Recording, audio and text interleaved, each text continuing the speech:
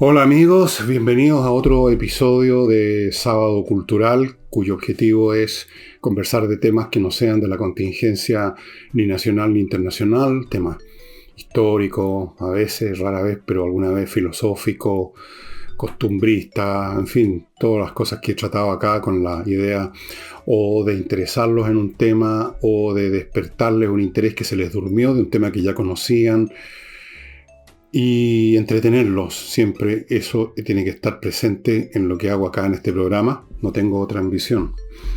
Y antes de empezar, voy a agradecer nuevamente públicamente, ya lo he hecho un par de veces, a don Eleazar Bustamante y su señora Soledad por el libro que me enviaron, con un libro con fotografías muy lindas de 1001 relojes desde los años 20 hasta principios del siglo XXI, relojes de pulsera. Saben ellos que me gustan los relojes y es un libro muy, muy hermoso. Yo tengo 73, voy a cumplir 74 en febrero. Y desde que tenía 10, 11 años que me empezaron a gustar, no sé por qué, pero así es los relojes.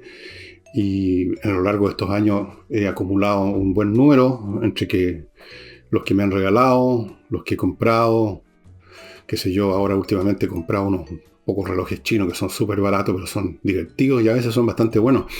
Este que estoy usando, por ejemplo, por si acaso tienen curiosidad, es el primer reloj de calidad que me regalaron en mi vida. En 1960 mi madre, Lucía, me regaló este reloj para la Pascua. Es un Enicar. Era la moda en esa época, los relojes eran chiquititos, ahora la moda son bastante más grandes. Un Enicar era una marca suiza más o menos, bastante importante, muy importante, que ya se acabó hace rato. Hubo una crisis en la industria relojera suiza con los relojes japoneses, después llegaron los relojes digitales, ustedes recordarán. Bien, eso se ha restablecido, pero entre las empresas que fallecieron fue Enicar, y este es un Enicar de los años 50, que mi madre lo compró del año 60, y aquí está funcionando perfectamente bien. Una maravillosa maquinaria. Todos los relojes son unas maravillosas micro máquinas realmente espectaculares. La exactitud de un reloj común y corriente, que se atrasa o adelante unos pocos segundos al día, es más o menos del 99,998%. Difícilmente ustedes van a encontrar una máquina de cualquier otra clase tan precisa. Dicho eso, les recuerdo también mi libro Insurrección. Yo no sé si quedan ya ejemplares. Hace 2 días quedaban 68 y quizás ahora ya no queda ninguno, pero ustedes cuestión que entren a elvillegas.cl y ahí van a ver si quedan. Si no quedan, van a encontrarse con este, si es que quedan. Los libros se agotan de un día para otro, eso es lo que pasa. De repente hay 100, de repente no hay ninguno. Pero pueden ustedes mirar lo que hay. Pronto vendrán nuevos libros míos, ya les iremos avisando. Y ahora entro al tema. Decline and Fall, lo titulé, Decadencia y Caída, por el título de un libro, de uno de los 3 libros que les mostré el viernes, de la historia de Bizancio de John Julius Norwich, y el último se llama, el tercer tomo, donde se cuenta de eso, la decadencia y caída, se llama Decline and Fall. Y pensé que podía ser una buena idea examinar este tema, que tiene un cierto glamour en el mundo de la historia, de la filosofía, de la sociología. Esto de, sobre todo en otros tiempos, ahora no tanto.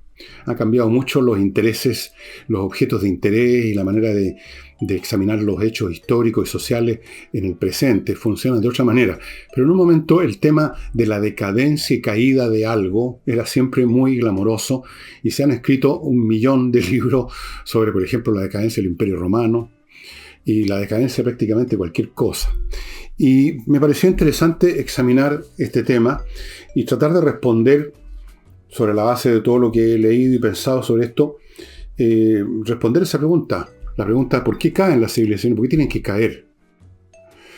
Lo cual es un tema muy viejo, que es al mismo tiempo, paradojalmente, misterioso y banal.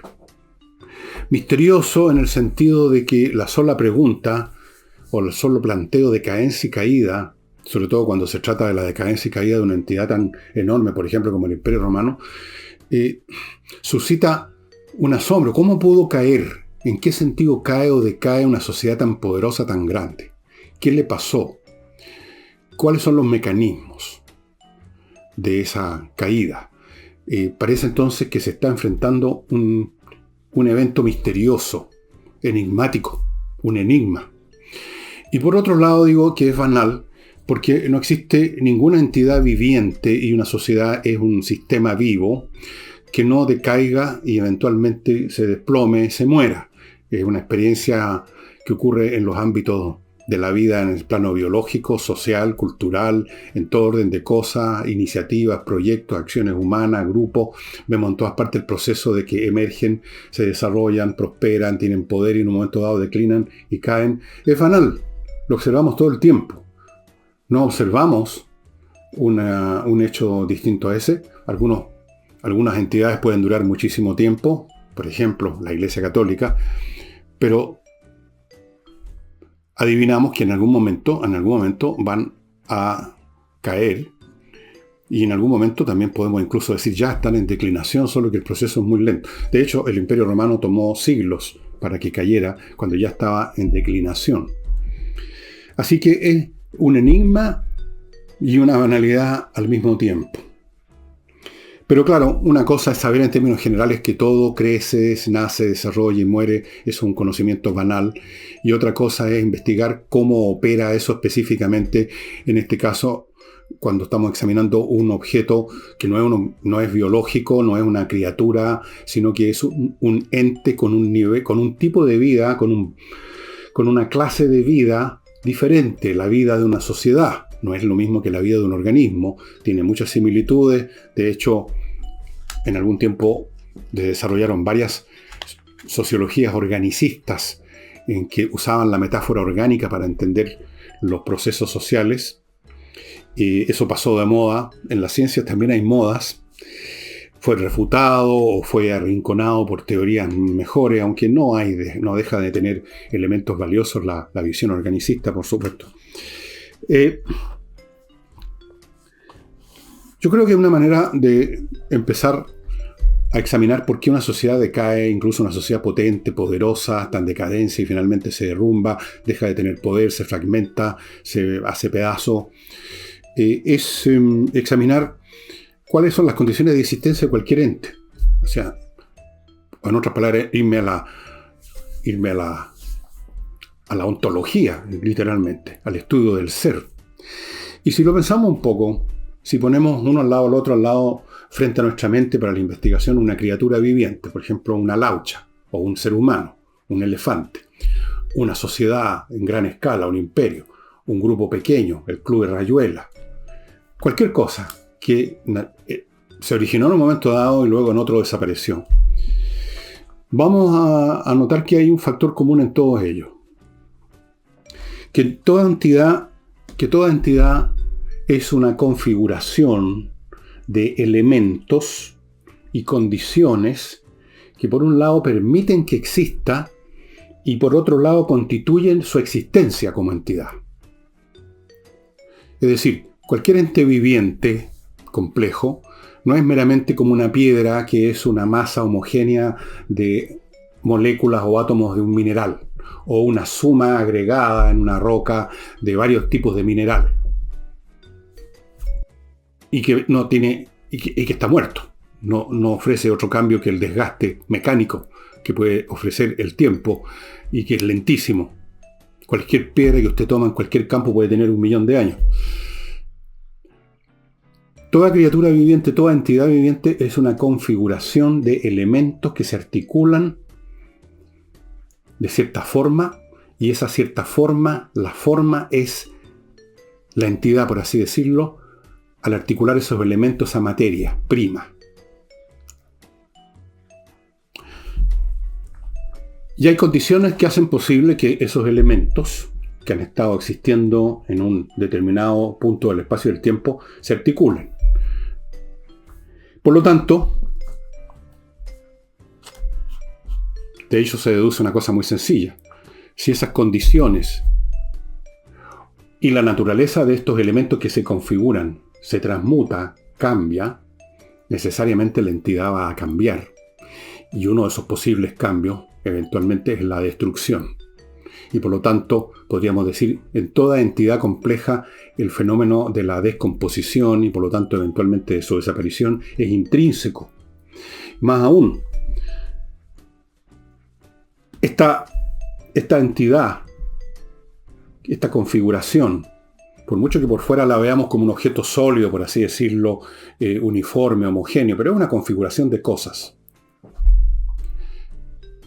Le pasa esto de la transmutación, de que sus condiciones desaparecen o cambian, por su funcionamiento mismo, por el hecho de existir, el hecho de su existencia y de los procesos, de los fenómenos en que consiste su existencia como entidad viviente, puesto que si decimos que es una entidad viviente, es una entidad que no solo está configurada de cierta manera como una máquina, que uno organiza ciertas piezas de cierto modo, las atornilla, las solda y las puede dejar ahí y no pasa nada.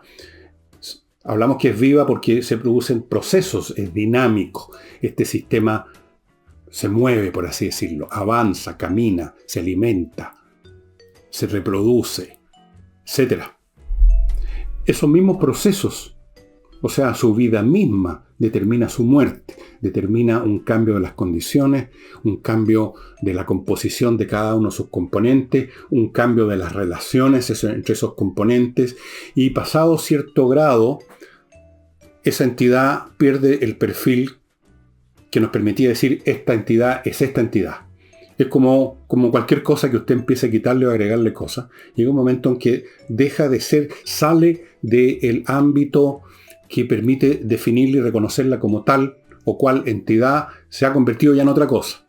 Si usted agarra una mesa, que es una superficie, se define como un objeto que tiene una superficie horizontal paralela al suelo para poner cosas encima y que está sujetada y que se mantiene ahí por un mínimo de 3 patas en general.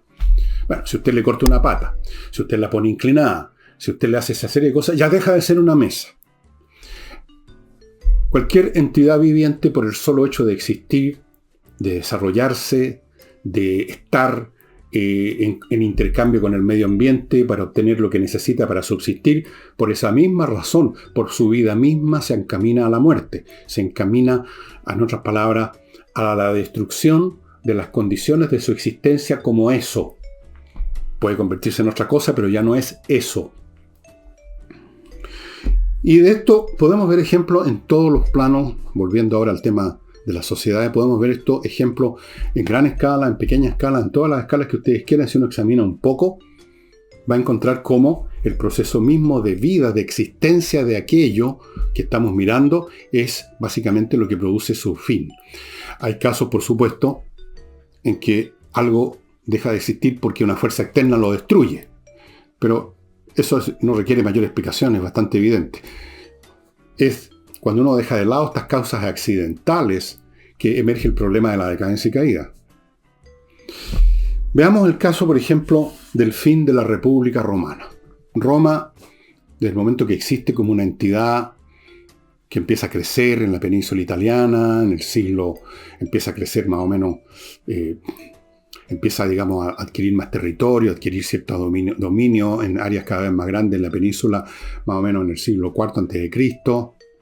Eventualmente, como ya les he contado, se tropezó con los cartagineses, siguió creciendo, se convirtió en un imperio de facto, pero seguía siendo república. ¿Por qué cambió, dejó de ser república? O sea, ¿por qué dejó de ser una sociedad donde el control político estaba en manos de funcionarios que eran elegidos en votaciones por el pueblo? ¿Por qué los miembros de esa élite que era el patriciado que formaban el Senado romano, que no eran elegidos directamente, llegaban ahí por haber sido elegidos antes como funcionarios, y entonces los funcionarios se convertían en senadores, o sea que indirectamente eran elegidos, se podría decir? ¿Por qué ese Senado que actuaba conforme a normas determinadas, aceptando el hecho de la soberanía que manifestaba el pueblo en estas elecciones, aceptando un montón de normas que eran la República? Esa suma de normas aglutinadas entre sí, articuladas entre sí, eran lo que llamamos la República Romana. con todos los elementos accesorios, el tipo de cultura, el tipo de conducta de los miembros del patriciado, del proletariado romano, de los ciudadanos comunes. ¿Por qué se destruyó esa república? Se destruyó por el éxito mismo de la existencia de la república. Porque la república tenía una base social que era el campesinado, una gran masa de romanos que tenían pequeñas explotaciones o más grandes o medianas explotaciones agrícolas que les permitían tener cierto ingreso.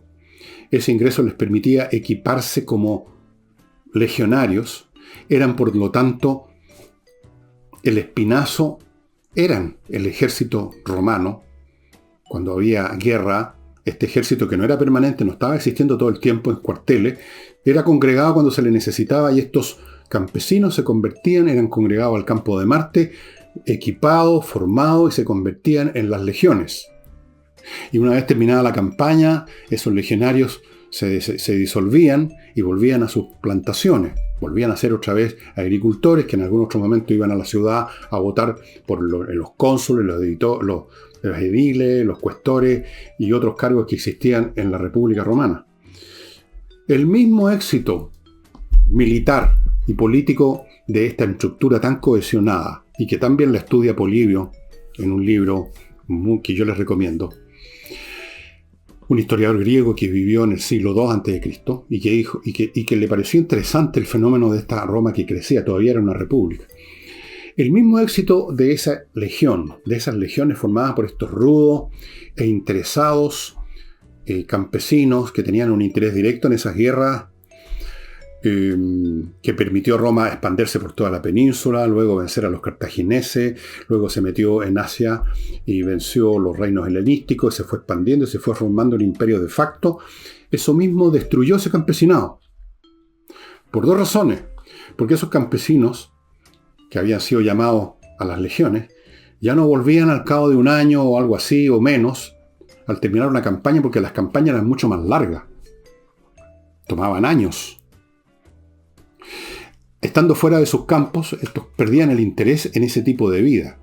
Quizás también sus campos entraban en un proceso de deterioro económico porque no estaban ellos ahí presentes y sus familiares, sus mujeres, sus hijos los vendían. Mientras tanto ellos se estaban acostumbrando a esta vida de soldado, de milites, recibiendo con las victorias tremendas recompensas, botines, sintiéndose cada vez más leales, no tanto a un mundo que estaba lejos de ellos ya. Roma, sus campos, estaban en otras tierras, bajo las órdenes de un general exitoso.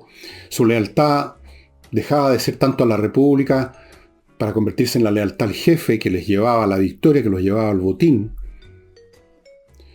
Y ustedes comprenderán que ese proceso, a su vez, tuvo varias ramificaciones. Primero, el crecimiento de un fenómeno nuevo.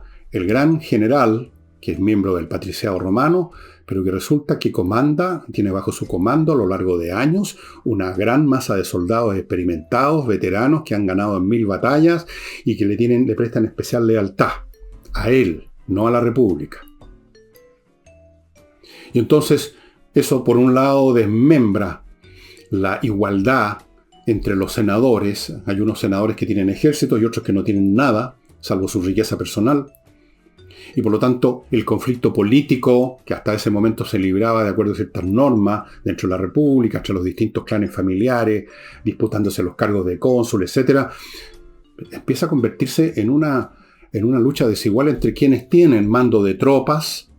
Vean el caso Julio César, vean el caso Pompeyo Magno, etc., y los que no lo tienen. Empieza a crear una situación distinta. Empieza a emerger el gran hombre con tropas, con recursos inmensos por los botines que ha obtenido. Y tenemos a soldados que ya no se sienten campesinos, que van a volver a sus tierras después que se acabó la campaña, se sienten leales a este general victorioso. Y estoy nombrando solo uno de los efectos. En los campos, mientras tanto, esas mismas guerras victoriosas, ¿qué significaban? Significaban que llegaban a Roma miles y miles de esclavos que eran puestos a trabajar. ¿En dónde? En el campo. Y el campo No una pequeña propiedad donde los esclavos no sirven de nada, sino que en grandes propiedades, los llamados latifundias. De ahí viene la expresión latifundia, grandes extensiones donde sí tenía sentido poner a trabajar cuadrillas de esclavos. Y eso significa, desde el punto de vista económico, una modernización. Hay una modernización en el pasar del minifundio al latifundio, a la gran explotación que se dedica quizás a uno o dos productos y no a muchos. Es un progreso, podríamos decir, tecnológico, económico, pero al mismo tiempo está significando el fin de ese campesino libre, que una vez que termina la campaña, porque eventualmente el ejército de ese gran caballero que ha ganado 1000 batallas se disuelve, termina finalmente la guerra, vuelven con su tesoro, con su botín, quizás convertido en hombres ricos, pero ya no tienen tierra, ya las vendieron, ya no les interesan. Y pasan de ser campesinos, productivos, convertibles cuando es necesario en legionarios, se pasan a convertir en el proletariado romano, en habitantes de las ciudades, sin mucho que hacer o nada que hacer, a los cuales eventualmente cuando se empobrecen, porque finalmente se empobrecen, se comen, se toman los botines, son mantenidos con los bonos de la época, pan y circo. Y todos estos elementos llevan a la destrucción de la República. Y ustedes lo pueden ver claramente en los libros que retratan la vida política de Roma en el último siglo, antes de Cristo, cómo la política deja de ser una cuestión que se dirime básicamente entre las familias patricias de las nobilitas en el Senado y se convierte en el enfrentamiento directo, indirecto, tácito o explícito entre grandes señores de la guerra, los Julio César, los Craso, los Pompeyo Magno. A Julio César se le trata de eliminar en esa capacidad de gran capitán al mando de tropas. Y miren el resultado. Julio César cruza el Rubicón y se enfrenta eventualmente a Pompeyo Magno. Y la República se acaba. La República deja de existir. ¿Y esto por qué?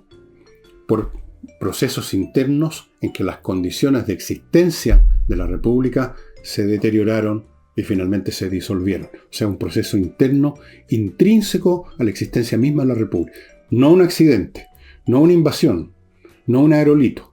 Procesos de la República misma llevan a la destrucción de la República. Permítanme pasar a mi primer bloque, estimados amigos, y lo voy a iniciar recibiendo con mucho gusto, mucho placer, a un nuevo sponsor, que es Boyce y Asociados, que es un bufete de abogados que se dedica a la gestión corporativa. Esto no es para individuos que tengan problemas legales, como es el caso de Salinas y Ojeda, que ustedes conocen. Esto no. Este bufete, Boyce y Asociados, se dedican para la gestión de negocios, para temas de empresas grandes, medianas o pequeñas, todos los temas que competen a las corporaciones de cualquier calibre. Es él un hombre inteligente, él mismo se define de derecha y bien derecho, abogado experto con un tremendo equipo de profesionales para apoyar su negocio. Usted lo puede ubicar, nos agrega Henry, se llama Henry Boy, en sus redes sociales, que responde personalmente. O sea, si usted tiene líos o problemas, o puede tenerlo, o quiere que le vean sus asuntos de negocio para optimizar la parte jurídica de su empresa, Boyce y Asociados es el bufete que usted está requiriendo. Boyce y Asociados. Espero que esté saliendo la gráfica a mi lado. Y si no, saldrá más adelante. Mientras tanto, Boyce y Asociados. Continúo con Oxinova. Este producto fantástico. Este polvito casi mágico que usted echa en un poco de agua, 1 litro, 1,5 litros, se convierte en una colonia de bacterias, y con esa colonia de bacterias que usted no va a ver, si usted la vuelca, por ejemplo, en un pozo séptico, para ponerme en el caso extremo, los malos olores desaparecen en cuestión de minutos, porque estas bacterias destruyen a las bacterias aeróbicas que producen la descomposición y por lo tanto el mal olor. Es muy simple, es un tema biológico, un tema de bioquímica. Basta ya de echar ácido o sosa cáustica o cosas como esas que no sirven más que para romper cañería.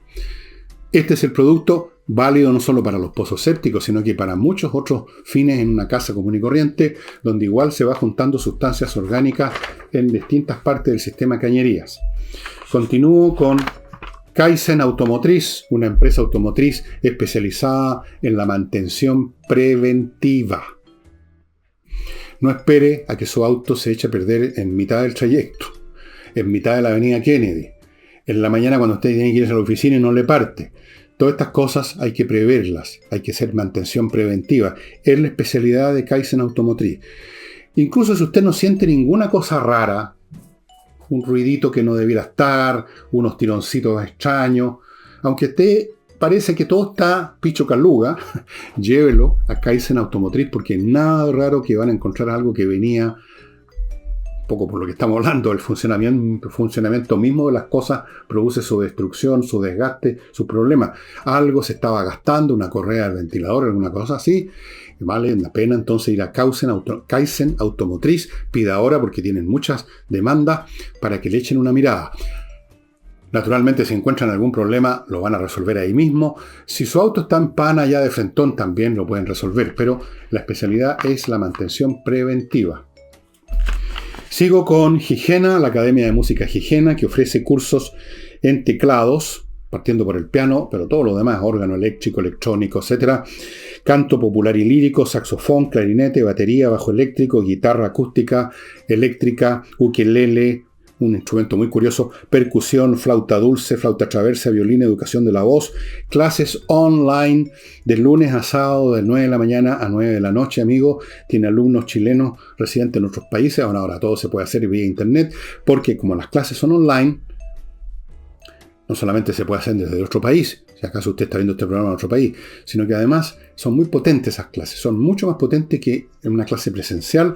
Y si usted tiene la menor duda acerca de la eficacia de estas clases, pida gratis, una clase de prueba en el instrumento que le parezca, para que conozca las metodologías y aclare sus dudas.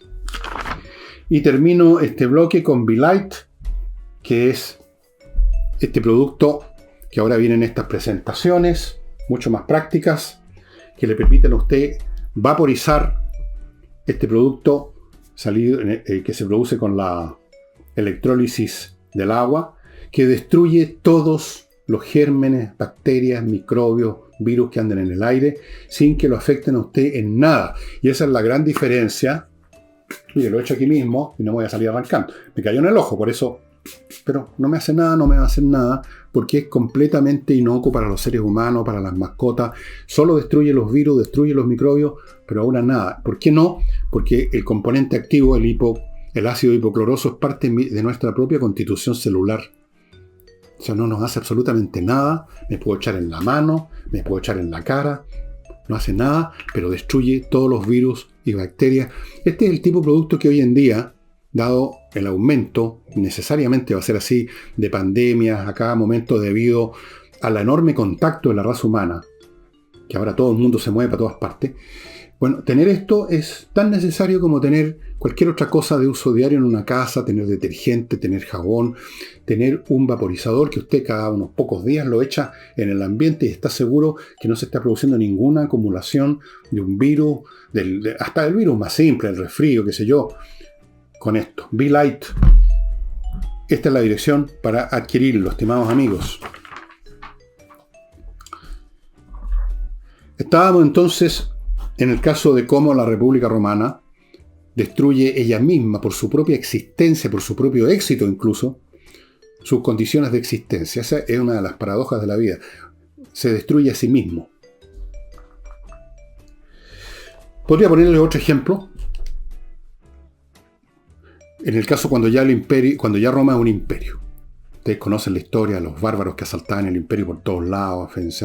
Bueno, precisamente porque el imperio era exitoso durante siglos y podía mantener a raya a estos bárbaros que estaban en la frontera, es que esos bárbaros, en un contacto permanente con esta sociedad tan infinitamente superior, comerciando, viajando, conociéndola, ellos mismos comenzaron entonces a salir del extremo de barbarie, los bárbaros, los llamados pueblos bárbaros que estaban en el lado de lo que ahora es Alemania, en otras zonas de Europa, Europa Central, etcétera, empiezan a pasar del estado de barbarie o de salvajismo, en que no había otra aglutinación política que un clan o una tribu que se podía deshacer en cualquier momento, empiezan a constituir ya los primeros entes mayores, jefaturas, reinos, todavía frágiles, empiezan a aprender de los romanos tácticas militares, empiezan a armarse mejor, se empiezan a civilizar. Y como se empiezan a civilizar, se convierten en adversarios más difíciles.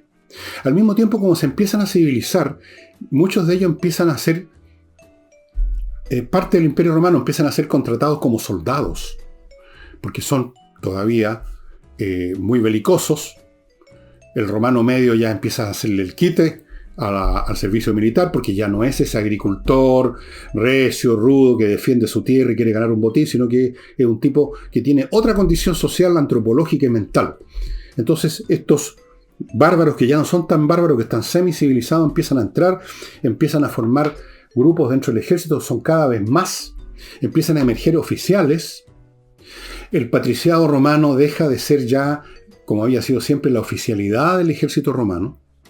Empiezan a emerger jefaturas de bárbaros, y tanto es así que en un momento ya crítico del imperio, y estoy hablando del siglo V, cuando ya faltan solo decenios para el fin del Imperio Romano de Occidente, los grandes salvadores o semisalvadores del imperio en sus últimos enfrentamientos con estos grupos bárbaros son dos famosos personajes de origen bárbaro, que se habían romanizado, pero de origen bárbaro. Uno se llamaba Estílico, Stilicon lo ponen en inglés, en latín se pone de otra manera, Estílico en castellano, jefe máximo de las tropas romanas, incluso en un momento dado hizo gran y alta política. Luego más adelante otro personaje para el estilo, Aetius en latín, otro personaje de origen básicamente de madre o abuela bárbaro que se ha romanizado. Pero vean ustedes la ascensión social de los bárbaros a los cargos más altos del imperio. Y finalmente, ¿quién termina con el último emperador romano de Occidente en el año 476? El último emperador era un cabro chico, por eso le decían Rómulo Augustulo, o sea, el Rómulo chiquitito. Un jefe de ejército bárbaro, Odoacro, lo destituye y se acabó. Se acaba el imperio romano de Occidente. ¿Y por qué? Por el propio éxito del imperio en contener, en no derrumbarse de inmediato, sino que contener y durar y resistir a estas invasiones bárbaras, pero que a su vez producen el cambio de las condiciones de existencia del imperio, que era que los bárbaros siguieran siendo bárbaros para siempre, pero ya no se mantuvieron como bárbaros para siempre, precisamente por el contacto con el imperio, se fueron civilizando, fueron adquiriendo mayores destrezas militares, y en fin, fueron entrando al imperio y termina en esto. Una especie de barbarización interna del imperio. No un accidente externo, un proceso natural del imperio mismo.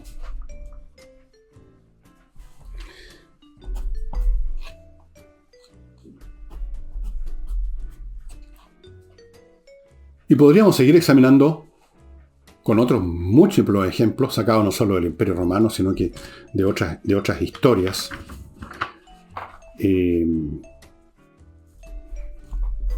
Que muestran lo mismo. El éxito produce ciertas consecuencias.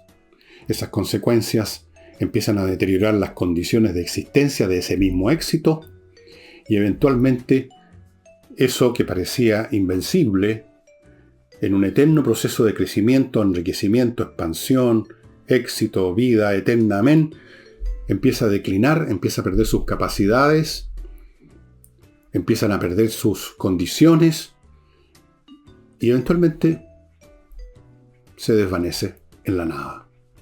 O deja, como dejó el Imperio Romano, muchísimos reliquias, digamos, culturales, costumbres, edificios, la clase de cosas que usted ve cuando va a Europa, los grandes edificios romanos, las ruinas del Coliseo, pero las costumbres, códigos legales, montones de cosas. Pero ya son restos, como los restos de un naufragio. Se hundió el barco y quedan un montón de cosas flotando que pueden ser útiles, pero el barco ya se hundió. Miren ustedes, ¿no? Ahora, naturalmente que aquí hemos simplificado enormemente este proceso, porque tiene muchas más variables. Una sociedad no son 4 o 5 cosas articuladas, son miles de cosas, todas dependiendo unas de otras, en procesos interactivos que nada más no siempre son iguales. Los procesos interactivos mismos cambian. O sea, la relación entre A y B, aunque A y B sigan siendo iguales en su sustancia, pero la relación entre ellas puede cambiar, y al cambiar la relación empiezan a cambiar A y B también en su composición. Es lo más complicado, es como una ecuación de 8 millones de variables, por así decirlo. Pero el proceso, simplificando, es siempre igual. El organismo mismo, la entidad misma que estamos examinando, por su propia vitalidad y no por un accidente externo, crea las condiciones de su destrucción, o más bien dicho, destruye las condiciones de su existencia. De ahí viene el decline and fall de prácticamente todo. Desde luego el decline and fall de nuestras vidas personales es porque vivimos que nuestros órganos se empiezan a gastar, que las relaciones entre esos órganos cambian, que ciertas cosas dejan de funcionar y otras aparecen, que ciertas enfermedades causan otras, y todo ese proceso lo llamamos envejecimiento, que termina con la muerte. Es por esa razón que durante un buen periodo del desarrollo de las teorías sociológicas estuvo de moda el organicismo. La metáfora orgánica parecía muy eficaz para entender una sociedad y efectivamente es bastante útil. Solo que no es suficiente, no es del todo completa, porque la sociedad no es un organismo es otra cosa. La sociedad es análoga a un organismo, pero no es un organismo. O sea, su plano de existencia es otro distinto. Tiene que ver con interacciones sociales, con interacciones entre seres humanos. No es una, como en un caso de un organismo, interacciones entre células. O sea, básicamente una interacción química. Es una interacción de conductas, de valores, de percepciones. Es otro plano de realidad, pero por supuesto que hay una analogía que es válida hasta cierto grado. Las analogías son siempre válidas hasta que uno traspasa el límite de lo válido y empieza, digamos, a estirar demasiado la cuerda, y entonces ahí la analogía, en vez de ser útil, se convierte al contrario en un obstáculo para entender las cosas. Yo les voy a mostrar así muy al paso algunos libros que tienen que ver con esto. Hay millones de libros, yo les voy a mostrar los que tengo, algunos de los que tengo. Por ejemplo, uno que se lo he mostrado 1000 veces es este famoso libro de Gibbon, Historia de la decadencia y caída del Imperio Romano. Este es el volumen 2, que lo estoy empezando a releer. Ahí están las notas de mi anterior lectura. Esto no sé cuántas veces lo he leído. Lo curioso de este libro, dicho sea de paso, es que en ninguna parte de este libro, que son 3 tomos gordos, más de 5000 páginas, en ninguna parte hay siquiera una página entera en que se diga: esta es mi teoría o mi visión de por qué decayó el Imperio Romano. Esto es más bien una historia, pero se llamó así, porque la historia de él empieza en una etapa, no desde el principio de la historia de Roma, sino que en un momento en que ya se podría decir, o por lo menos Gibbon pensaba, que había comenzado el decline, la decadencia. Por eso se llama así el libro. Pero no hay una teoría. En alguna parte, Gibbon, si no me equivoco, en alguna parte del primer tomo dice que era simplemente natural que un organismo de tan gran tamaño en algún momento no pudiera, digamos, sostenerse a sí mismo. Pero eso es una forma correcta, pero al mismo tiempo demasiado vaga, demasiado general, y por lo tanto como explicación no es muy útil. Así que esto, en cierto sentido, es una curiosidad. Luego tenemos otro libro que es una super curiosidad, que es La ley de la civilización y la decadencia, un ensayo en historia, de Brooke Adams. Este es un libro rarísimo, que me acuerdo que la primera vez que lo leí, estaba en la universidad, lo encontré rarísimo, después nunca más lo pude encontrar, hasta que finalmente llegaron los gloriosos tiempos de internet, y lo logré encontrar, y usted ve que lo llené de notas. Este es una explicación muy curiosa, muy entretenida, de este señor que escribió en el siglo XIX. Fíjese que esta publicación es un libro tan raro que no lo publican las editoriales comunes y corrientes. Este libro es de la University Press de la Universidad del Pacífico, Honolulu, Hawái. ¿Qué les parece? Es un libro muy interesante, muy original. En estos libros que uno puede decir, esto es una visión muy esquemática, esta es una visión que ha sido refutada, esta es una visión que no sirve, pero siempre cuando uno, en vez de buscar lo que no sirve, busca lo que sirve, va a encontrar algo, un atisbo, una mirada, una percepción que nos enriquece nuestra visión. Miren cómo empieza con los romanos. Dice, cuando los romanos al principio emergieron de las tinieblas de las nieblas de la fábula, eran ya una raza de propietarios de tierra que mantenían rigurosamente su propiedad, etcétera, etcétera. Lo que era un poco lo que les decía. Un libro muy interesante para los que les gusta curiosear en teorías raras, curiosas, las personas que tienen esta manía mía de estudiar autores que ya nadie les da pelota, pero que tienen por ahí una cosa que vale la pena, les va a interesar. Estoy pensando especialmente en los estudiantes de historia, sociología, o personas que tienen estos intereses. Luego tenemos un clásico del siglo XVIII. Hay muchas ediciones. Yo tengo una también en Kindle. Esta es muy antigua. Yo creo que ya no existe. Las ruinas de Palmira del Conde de Volney, que en realidad tenía un nombre, ¿para qué les digo? Se llamaba Constantino Francisco Chasseboeuf, Conde de Volney, nacido el 3 de febrero, otro acuariano como yo, de 1757.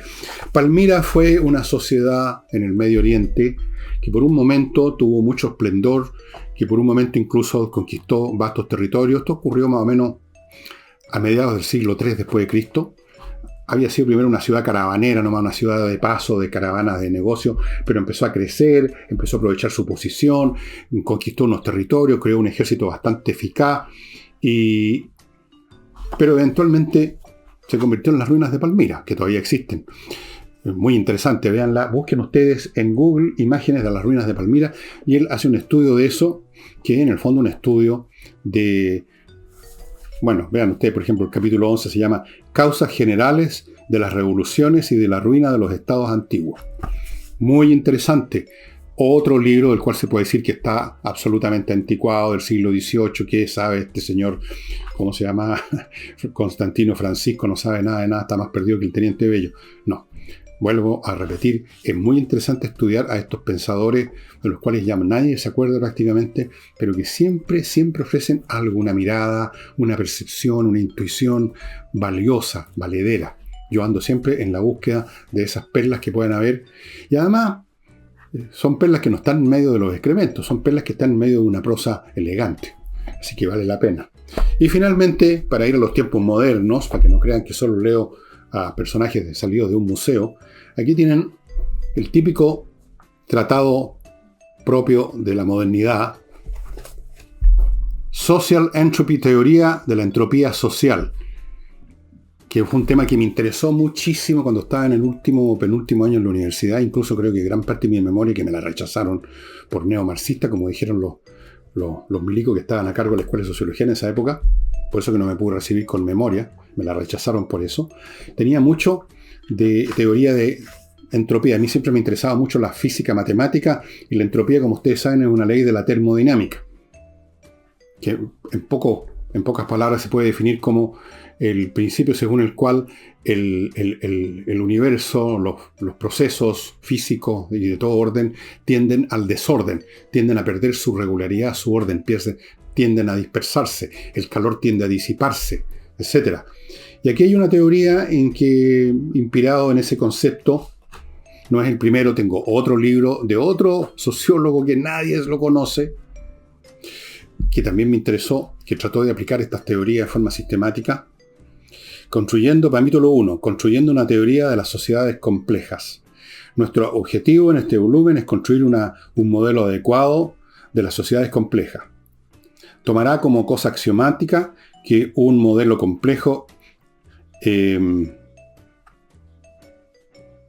necesario para entender una sociedad compleja. Más específicamente, el modelo debe ser isomórfico con la sociedad, o sea, debe ser similar a la sociedad, de cómo ser calcado a la sociedad, y así debe ser tan complejo como la sociedad misma que está modelando. Bueno, en fin. Hay otros libros entonces, pero ya asociados a una concepción científica más al día, más moderna, que es la teoría de los sistemas, que aquí la asocia a una teoría que es bastante más vieja. El principio de la termodinámica se formuló en el siglo XIX, si no me equivoco, por Carnot, un físico francés. Súper interesante. Y hay muchos otros libros por el estilo, y en todos ustedes van a descubrir en las más distintas miradas, en estas miradas modernas, con teoría de sistema, o en la mirada del señor Bowlby, o en la mirada de este caballero Brooke Adams, o en la mirada de muchos otros. A veces en la mirada de autores que no tenían ninguna intención de dar esa mirada, de explicar ninguna decadencia ni caída, sino que simplemente estaban escribiendo una historia de algo, pero por aquí hicieron una reflexión. Todas más o menos son como todos los ríos que van a la mar, todos nos indican más o menos que efectivamente los sistemas sociales son entes complejos, y todo ente complejo tiene en su propio corazón la raíz de su destrucción, que esto es un proceso que tiene que ver con la vida misma, y que el problema no consiste en entender eso, sino que ver el mecanismo específico en cada caso, porque no es lo mismo la decadencia y caída de una sociedad que el envejecimiento y muerte de un cuerpo, de un ser humano, o que el envejecimiento y muerte de una bacteria, por ejemplo, si es que se puede hablar de envejecimiento y muerte en el caso de las bacterias, o el envejecimiento y muerte de un árbol. Muy interesante, amigos. Y quiero contarles además, antes de seguir, que existe el Centro Médico y Psicológico Integral Avanzar, que lo puede atender presencialmente o lo puede atender online para casos de psiquiatría para adultos, de psicología para toda la edad, y como yo les he dicho muchas veces, muy importante hoy en día, especialmente con los niños, porque la cantidad de problemas mentales que hay en Chile en general, pero además en especial con los niños, es muy grande. Centro Avanzar.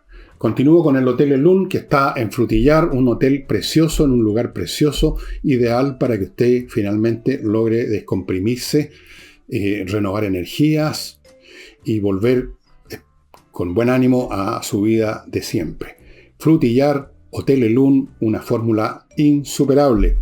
Continúo con Miclimo, la mejor climatización disponible en Chile para su casa, para su oficina, un sistema de climatización que corresponde a los paradigmas del siglo XXI. Olvídese ya de todos los sistemas anticuados que lo ponen a usted en dependencia, el camión de gas, del camión de parafina, el humo, que la combustión, que no vaya a haber un incendio, que se acordaron de apagar la estufa, que a lo mejor hay...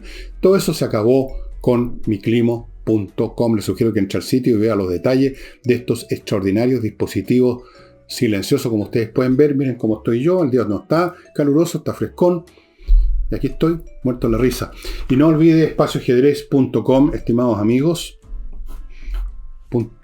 Espacioajedrez.com le ofrece no solo los artículos que ustedes están viendo ahí, sino que cursos. Siempre hay cursos. Entre y vea los que hay. En algunos momentos tienen cursos en directo, presenciales, vía Zoom. En otros momentos tienen, como ahora, cursos en video que usted los compra o los contrata, como quiera decirlo, y todas las semanas baja un video con cursos. Hay muchas actividades que se pueden hacer y que se hacen, de hecho, en espacioajedrez.com.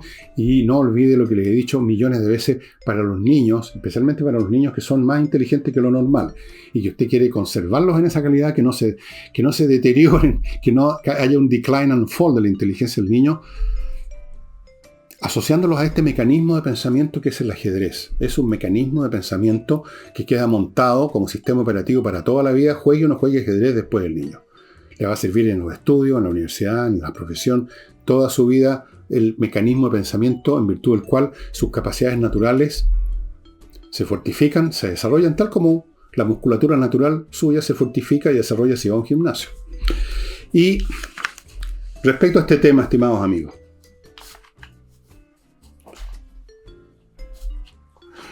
yo les sugiero a los interesados en estos temas históricos, que a veces me preguntan, como buscando la piedra filosofal, como buscando el libro que les va a servir para todo, que les va a servir para aprender sobre la historia romana, que les va a servir para aprender por qué decaen las sociedades, que les va a servir para... Bueno, no existe ese libro mágico, no existe ese libro mágico. Yo les sugiero que sigan el procedimiento que yo he seguido toda mi vida y que me ha sido útil, por eso que se los recomiendo. Me doy un tema de estudio, y puede durar años. El tema de estudiar, por ejemplo, la historia de Roma, que yo creo que conozco más o menos bien, lo decidí iniciar en el año 1971. Y para esos efectos, todos los santos días, yo en esa época no tenía pega, no era nada. Bueno, sigo siendo nada.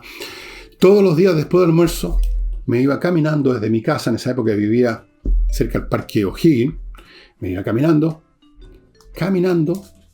al centro de la Biblioteca Nacional, me instalaba ahí y empezaba a pedir libros. Uno de ellos fue La decadencia y caída del Imperio Romano, en una versión en castellano que tienen allá. Ahí debe estar todavía. Y otros libros. Y desde ese año, o sea, hace 50 años, que he estado estudiando el tema, y tengo una biblioteca bastante respetable sobre esa cuestión, y creo que sé algo. Naturalmente, no sé ni la milésima parte de los historiadores profesionales que se dedican a eso, pero sé bastante. En otro momento decidí que mi tema era aprender idiomas. Lo mismo he hecho a lo largo de los años, aprender idiomas. Sin apuro, con los años las cosas se acumulan, se desarrollan, florecen, crecen, y uno se encuentra con que tiene un montón de cosas por la persistencia. En otro momento decidí estudiar o reestudiar más bien lo que sabía de matemáticas de la universidad, y lo he hecho hasta el día de hoy. Son temas. No me doy un libro, no busco un libro mágico que me va a dejar tiki-taka en una materia, sino que me doy un tema y a él me dedico tranquilamente año tras año, y voy adquiriendo libros, y voy aprendiendo, voy tomando nota, y luego releo. Y así es como uno crea una base de conocimiento relativamente sólida, estimado amigo. No hay libros mágicos. Ustedes ven que cuando toco un tema yo les muestro varios libros. Y esos varios libros son solo una fracción de los que tengo. Y los que tengo son solo una fracción de los que hay. Hoy en día no hay ningún problema con una persona que quiera estudiar cualquier cosa, incluso sin gastar un peso. Incluso sin comprar en ninguna parte libros. Porque hay muchísimos libros que usted puede bajar gratis. Incluso en Amazon hay libros para Kindle o para... Ni siquiera tiene que tener el Kindle. Ni siquiera. Usted en su computador común y corriente baja una aplicación de Kindle que le permite leer libros en el formato de Kindle, que creo que se llama Mobi. Y hay muchísimos libros que están gratis, o en la galaxia Gutenberg y en otras partes. Usted simplemente se da un tema y tiene todo hoy en día, todos los recursos del mundo para estudiar lo que se le dé la real gana. Así sea altas matemáticas, natación por libro, geología, historia, idiomas, todo. Incluso en YouTube hay cursos que uno puede aprender algo de música. Si usted no sabe nada de música, hay algunos sitios en YouTube que si usted tiene un instrumento, alguna cosa va a aprender. Entonces, no es un tema de que yo les recomiende un libro X para salir como quien se toma una pastilla para aprender algo. Decidan por un tema interesante y dedíquense tranquilamente, sin ninguna ambición de que van a escribir el gran libro final, sin ambición de nada más que aprender y disfrutar la vida aprendiendo, porque no hay cosa más entretenida que aprender. No hay cosa que saque más del tedio y de la lata que a veces nos persigue a todos. Quedarse un hobby, lo recomendaba un filósofo, Bertrand Russell, que tiene, creo que alguna vez le mostré el libro de él, un librito chico que se llama El secreto de la felicidad o El camino a la felicidad, y entre las cosas que decía era esa: simplemente escoja usted un tema, una cosa. Eso es tan simple como eso. Así es que, bueno amigos, eso sería todo por hoy. Espero que me acompañen mañana domingo con Álvaro Sala. Vamos a hacer un tema ya mucho más cinematográfico. Esta vez vamos a estar en armonía con el título del programa Matiné, Vermú y Noche. Y yo sé ya de qué trata porque ya lo grabamos hoy día. Así es que espero que nos acompañen. Muchas gracias y no olviden entrar a elvillegas.cl/tienda por si todavía quedara algún ejemplar de Insurrección. Yo creo que probablemente no, pero no cuesta nada echar una mirada y quizás se tiente con algún otro libro los que hay ahí. Muchas gracias, nos estamos viendo.